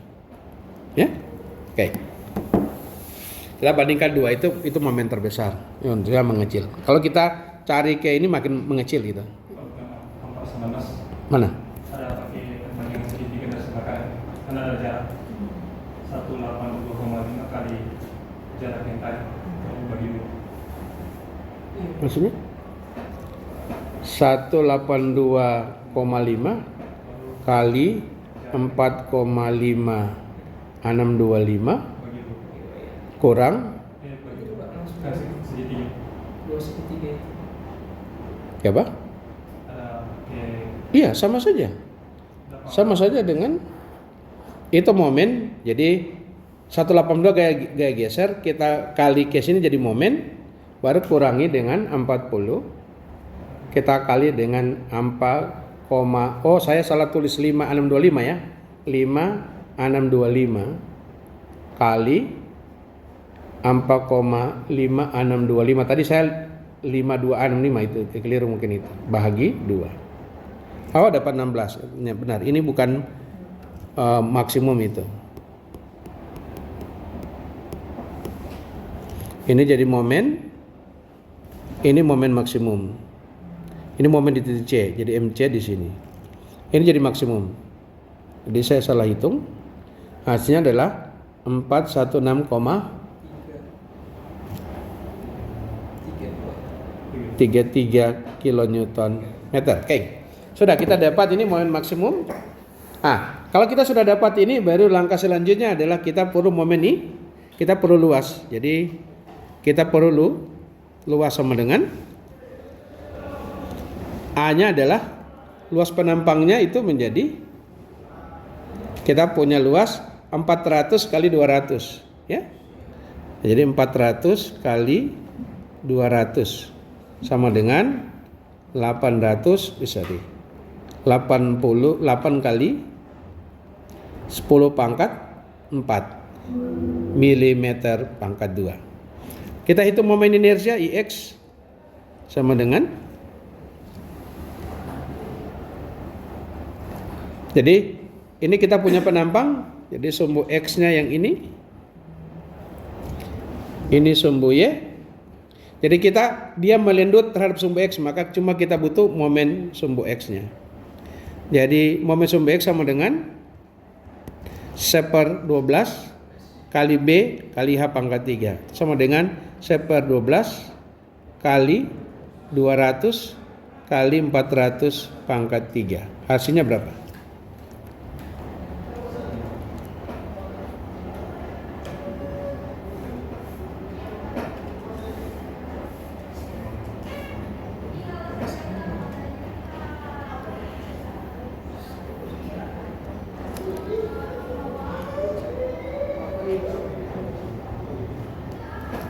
Hasilnya adalah apa nih?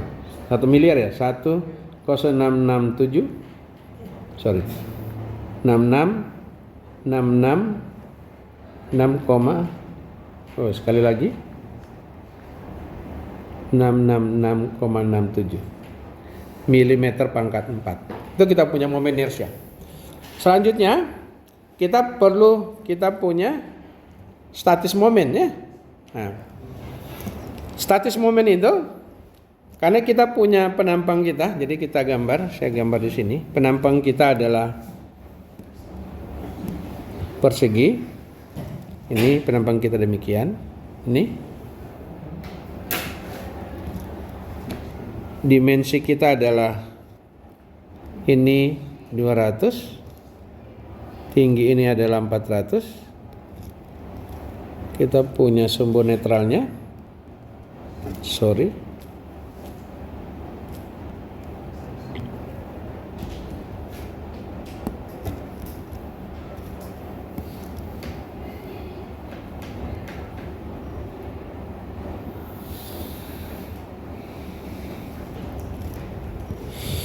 Nah, jadi kita punya ini sumbu X kita. Jadinya ini kalau saya ini gambarkan ini ada sumbu X. Nah, kita butuh statis momen. Statis momen terhadap sumbu mana dulu yang kita butuh? Nah, jadi XX yang kita butuh adalah statis momen kita butuh yang ini terhadap pusat X-nya. Jadi kita cukup menghitung statis momen terhadap ini, jadi begini gambarnya. Jadi terhadap sumbu X, tapi posisinya kita tidak hitung, bukan total ya. Kalau total malah jadi 0. Kan? Jadi saya bagi ini serat. Jadi saya sebut ini, nanti ada serat saya gambar ini.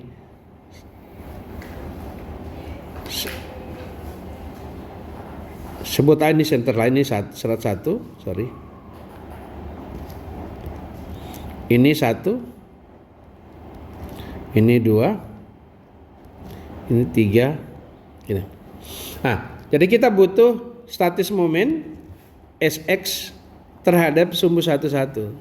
Itu sama dengan adalah luas ini, jadinya luas ini dikali jarak ke sini, hasilnya sama dengan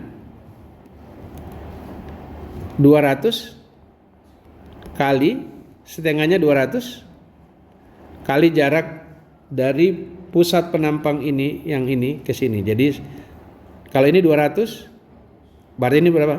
100 ya, kali 100 sama dengan ini 4 kali 10 pangkat 6 mm. Jadi SX 11. Kalau SX 22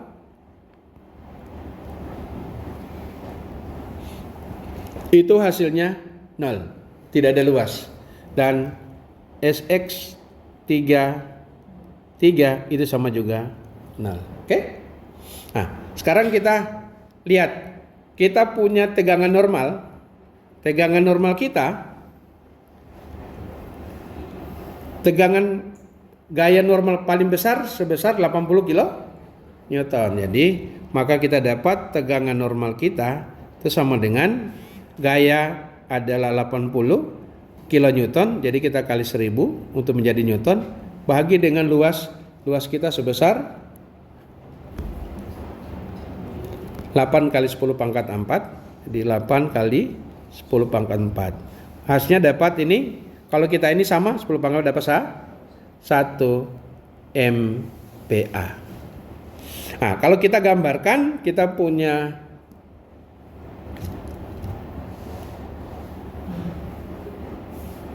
distribusi tegangannya adalah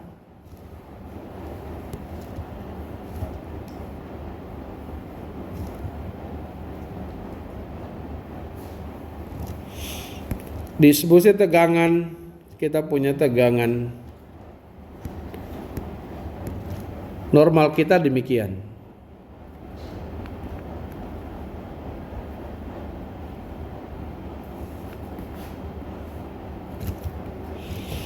Tandanya adalah ini tekan. Besarnya 1 MPa. Jadi sama besar semua 1 MPa.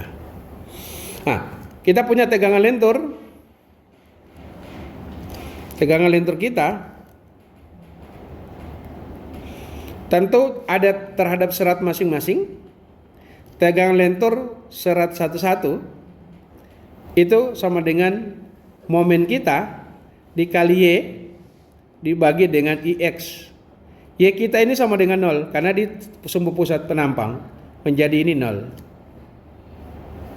Kemudian tegangan lentur kita 22. Nah, itu kita tidak 0 Y-nya. Momen kita ada, momen maksimum berapa?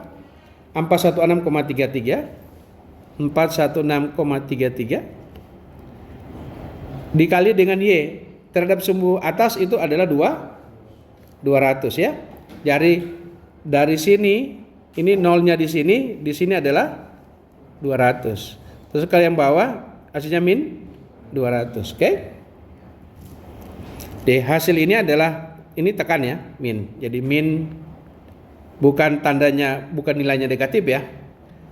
Tapi artinya tekan MPa. Ini dikali dengan 200, Y-nya bagi momen inersia kita berapa? Jangan lupa ini kan kilonewton meter ya, ini saya kali dulu kilonewton meter. Jadi newton meter kali 10 pangkat 6 kali Y 200 bahagi dengan momen inersia kita adalah 1,066,667 sama dengan berapa?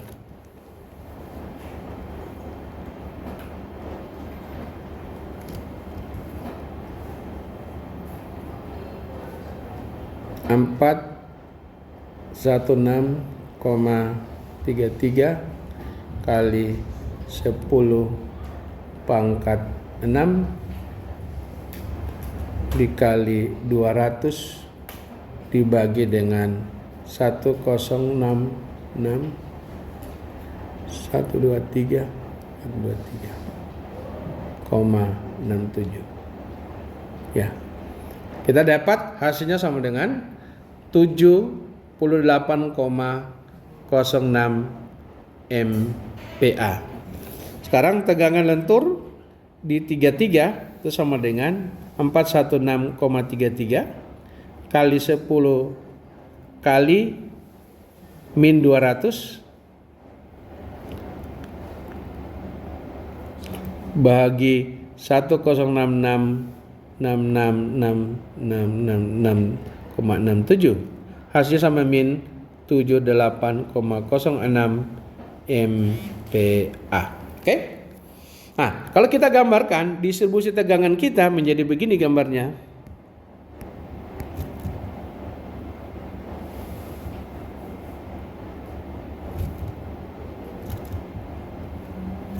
Ini sebesar 78,06 MPa. Ini min 78,06 MPa. Oke? Ya. Sebetulnya kalau kita mau ini tanda negatif positifnya sebenarnya ini tidak pengaruh. Jadi, tapi karena kalau kita lihat dia lentur sebetulnya lebih tepatnya kita pakai sana tekan, ini tarik. Ya. Tanda negatifnya posisinya cuma mempengaruhi angka 200-nya. Cuma itu doang. Jadi kita merubah persamaan kita menjadi seperti ini, ya. Jadi tanda negatifnya ini tidak jadi pengaruh. Jadi sana tekan, ini tarik, ya, karena dia melendut ke bawah. Jadi sana tertekan, yang bawah tertarik. Nah, lanjut kita tegangan geser kita. Nah, tegangan geser kita bisa hitung tegangan geser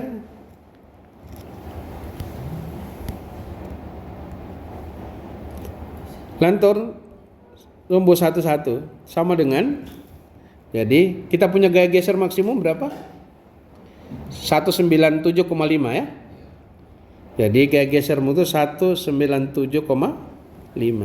kali statis momen terhadap sumbu 1,1 ada 4 kali 10 pangkat 6. 4 kali 10 pangkat 6 bahagi B kita berapa? 200 kali momen inersia.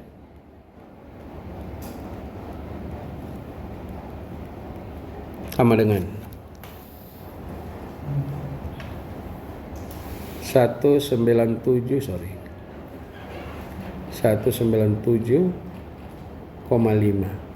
Jangan lupa ini kali, ini saya lupa, ini sekali 10 pangkat 3, ya, untuk menjadi Newton. Baru kali 4 kali 10 pangkat 6. 197 kali 10 pangkat 9 bahagi kurung 200 B nya kali 106,67.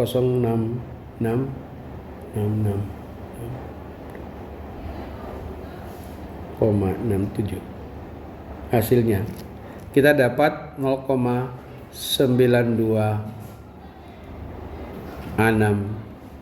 MPa. Nah, kalau kita gambarkan sebenarnya tegangan geser lentur 22, serat 22 itu karena statis momennya 0 maka dia 0.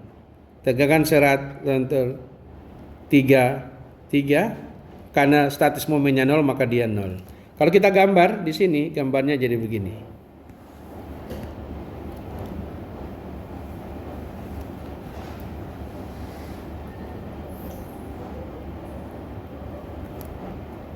Ini adalah sebesar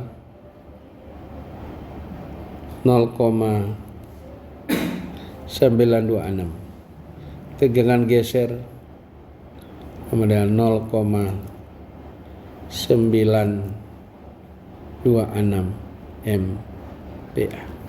Inilah distribusi hasilnya, distribusi tegangannya demikian. Apa yang bisa kalian perhatikan di sini? Jadi kalau distribusi lentur, sisi tegangan terbesar sisi luar. Kalau tegangan lentur. Kalau tegangan geser lentur, tegangan terbesar di pusat penampangnya. Oke? Tegangan terbesarnya adalah di pusat penampang.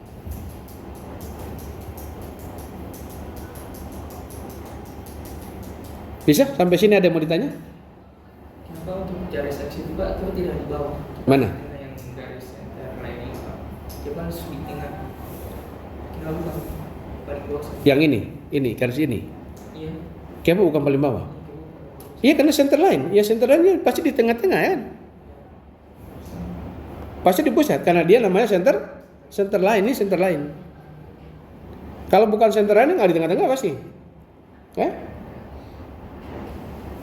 Bisa? Ya. Oke.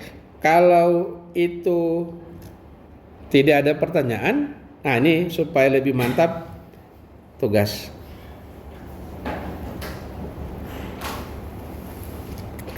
Soal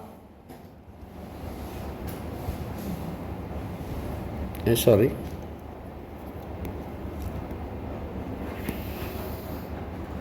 Ini mirip, bisa ganti angkanya.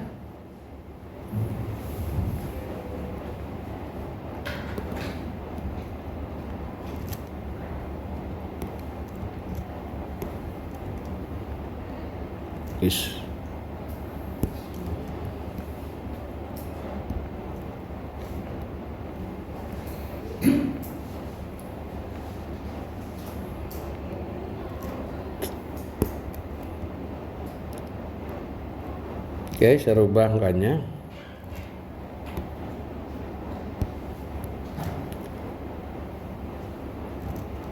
Ini 260, ini 5, 10. Oke? Penampangnya begini.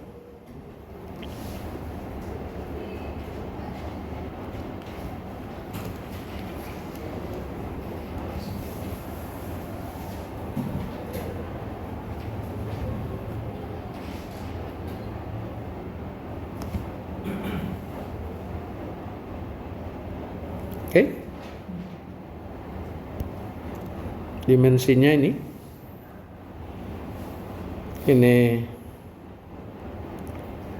100,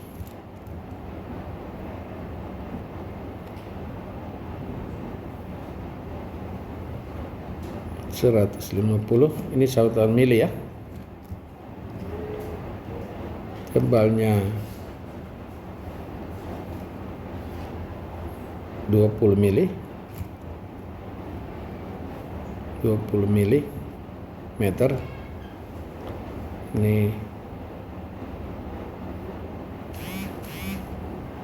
200 milimeter. Oke? Ini saya rubah terlalu kecil. 300 saja.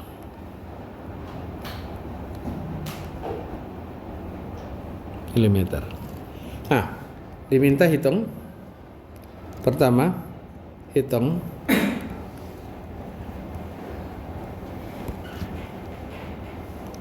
satu,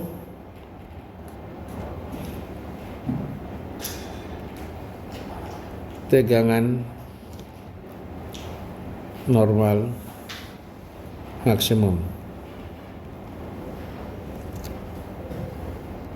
Kedua, tegangan geser maksimum. Ketiga, tegangan lentor maksimum. Pertanyaan keempat, gambar distribusi tegangan baik lentur, normal, geser dan lentor. Ya, saya kira itu yang menjadi tugas di rumah. Kalau tidak ada yang ingin ditanyakan, saya cukupkan sampai di sini.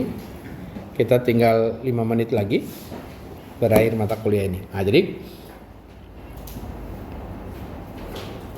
saya akhiri ya.